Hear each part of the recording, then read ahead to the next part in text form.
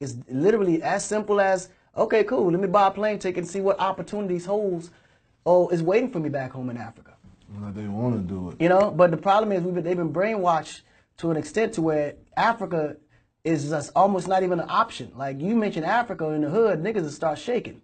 They so afraid because they don't know. Like they have no idea what, you know, Africa has to offer, what the situations come from. So this is why I concentrate a lot of my business even in Africa, because I want them to see the success that comes from Africa and the opportunities that exist in Africa and all these things that being done successfully in America.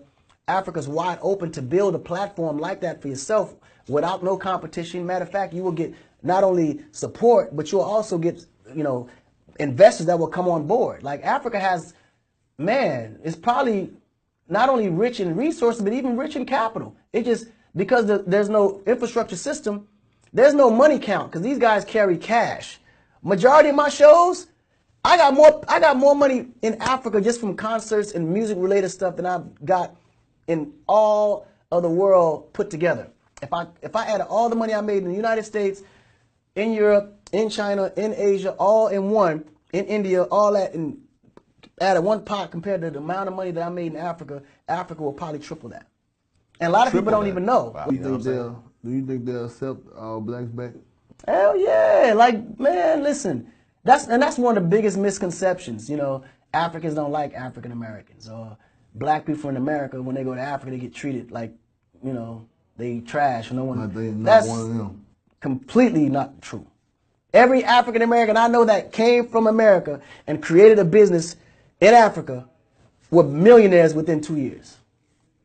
I know this for a fact. And they all know, because I was like, yo, from the moment they say, yo, man, I'm moving off to Africa, man, I got this business I want to start up.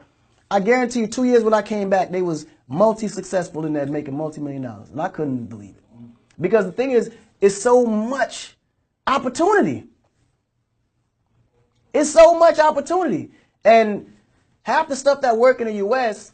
will already work in Africa anyway, because majority of the time it's not actually being done there. And most of the people that's over here already have the education on how to do it successfully. Like a lot of people don't know. Like I introduce a lot of people into Africa as far as to what the possibility is. I mean, all the way down to 50, Fat Joe, Ja Rule. I mean, you name it. Like a lot of those guys, and they'll contest to it. I mean, once they tasted a piece of that African money in that brown paper bag or brown garbage bag, Dave was like, yo, we got to stay out here. We got to see what that is. But the opportunities is endless over there, man. And it's a wide open market. It's a virgin territory to where you could do whatever you want to do. Like, imagine me trying to do energy in America. It would never happen.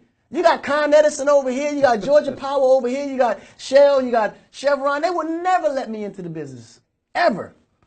But I'm in Africa now, and I'm competing with people like Shell, competing with people like Chevron, competing. And not only that, but they got to the point where they just said, you know what? Let's just partner with them, and let's see what we can build together. You know, so that's how open it is. Like even their mentality or how they do business in Europe and America is different from how they do it in Africa, because in Africa it's so open and there's so much money to be made and so much opportunity to be used and shared that there's no biasness. You can just come with your raw skill and clearly create what it is you want to create there and be successful at it.